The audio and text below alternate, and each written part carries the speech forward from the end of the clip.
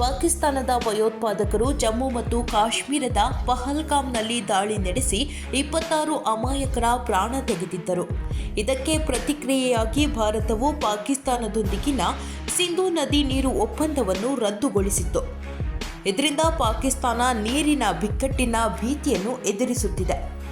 ಭಾರತದ ಬಳಿಕ ಅಫ್ಘಾನಿಸ್ತಾನ ಕೂಡ ಪಾಕಿಸ್ತಾನಕ್ಕೆ ಹೋಗುವ ನೀರಿನ ಸರಬರಾಜನ್ನು ನಿಲ್ಲಿಸಲಿದೆ ಎನ್ನುವ ಮಾಹಿತಿ ಲಭ್ಯವಾಗಿದೆ.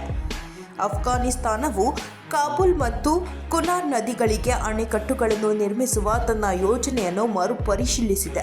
ಅಲ್ಲಿನ ಸರ್ಕಾರ ಕಾಬೂಲ್ ಮತ್ತು ಕುರಾನ್ ನದಿಗಳಿಗೆ ಅಣೆಕಟ್ಟುಗಳನ್ನು ನಿರ್ಮಿಸುವ ಮೂಲಕ ನೀರನ್ನು ನಿಲ್ಲಿಸುತ್ತದೆ.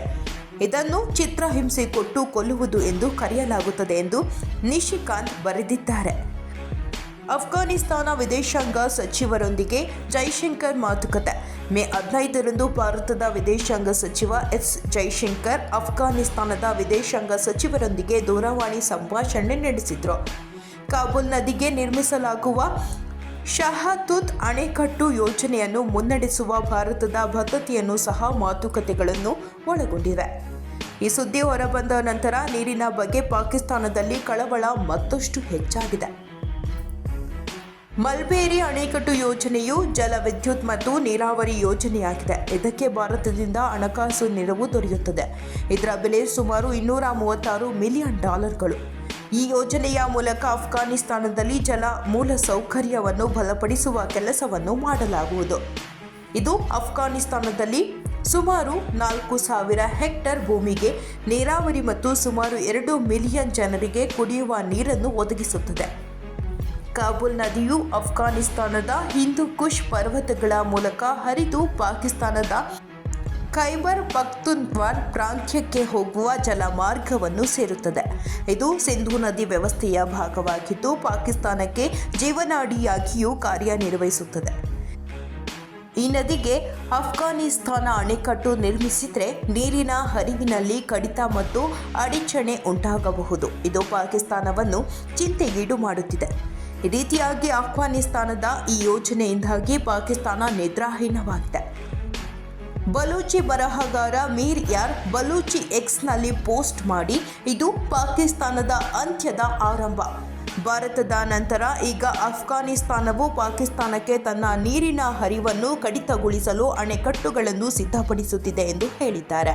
ಆದರೆ ಅಧಿಕೃತವಾಗಿ ಕಾಬೂಲ್ನಲ್ಲಿರುವ ತಾಲಿಬಾನ್ ಆಡಳಿತದಿಂದ ಅಥವಾ ಇಸ್ಲಾಮಾಬಾದ್ನಿಂದ ಯಾವುದೇ ದೃಢೀಕರಣ ಬಂದಿಲ್ಲ.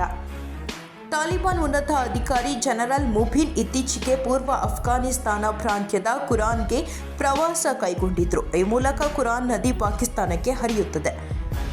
ಕಾಬೂಲ್ ನದಿಯ ಪ್ರಮುಖ ಉಪನದಿಯಾದ ಕುರಾನ್ ನದಿಯು ವಾಯುವ್ಯ ಪಾಕಿಸ್ತಾನದ ಕೃಷಿ ಭೂಮಿಗೆ ಸಿಹಿ ನೀರಿನ ಪ್ರಮುಖ ಮೂಲವಾಗಿದೆ.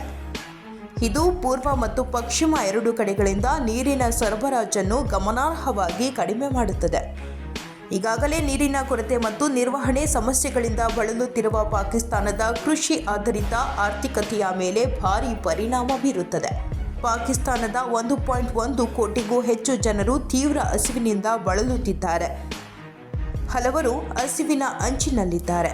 ಬಿಕ್ಕಟ್ಟಿನ ಸಮಯದಲ್ಲಿ ಜಾಗತಿಕ ಆಹಾರ ಪೂರೈಕೆದಾರರಾಗಿ ಹೊರಹೊಮ್ಮಿದ ಭಾರತಕ್ಕೆ ತದ್ವಿರುದ್ಧವಾಗಿ ಪಾಕಿಸ್ತಾನವು ತನ್ನ ದೇಶದ ಜನರಿಗೆ ಆಹಾರವನ್ನು ನೀಡಲು ಹೆಣಗಾಡುತ್ತಿದೆ. ಮೇ 16ರ ಶುಕ್ರವಾರದಂದು ವಿಶ್ವಸಂಸ್ಥೆಯ ಆಹಾರ ಮತ್ತು ಕೃಷಿ ಸಂಸ್ಥೆ ಬಿಡುಗಡೆ ಮಾಡಿದ ಆಹಾರ ಬಿಕ್ಕಟ್ಟುಗಳ ಜಾಗತಿಕ ವರದಿ 2025ರಲ್ಲಿ ಈ ವಿಷಯಗಳು ಬಹಿರಂಗಗೊಂಡಿವೆ.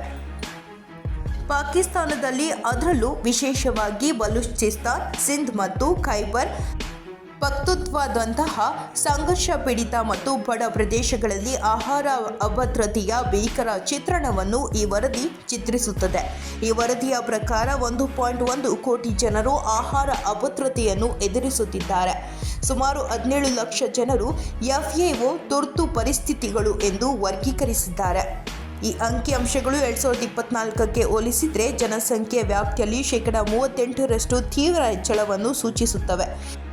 ಇದು ಪಾಕಿಸ್ತಾನದ ಆಹಾರ ಬಿಕ್ಕಟ್ಟು ದಿನದಿಂದ ದಿನಕ್ಕೆ ಹದಗೆಡುತ್ತಿದೆ ಎಂದು ಸೂಚಿಸುತ್ತದೆ.